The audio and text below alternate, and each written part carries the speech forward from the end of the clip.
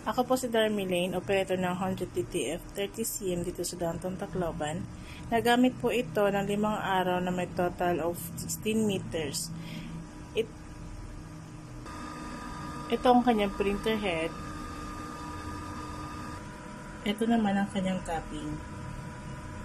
Ang huling palit ng printer head ay yung December 2023. Ang capping naman ay may 100% good condition pa po. Head clean.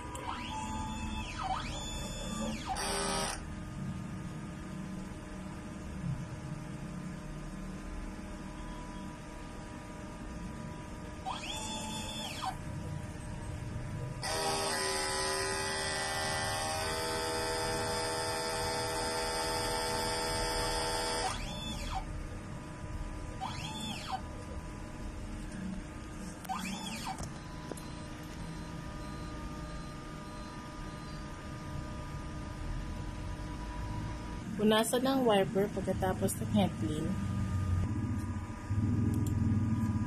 At mag-nozzle check.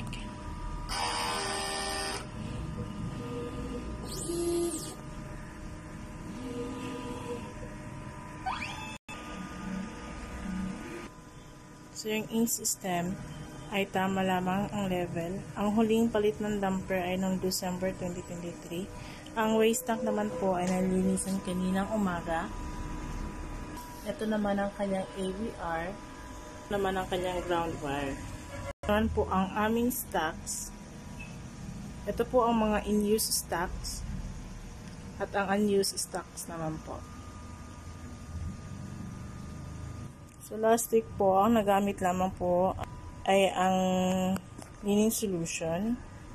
Ito naman po ang aming daily output.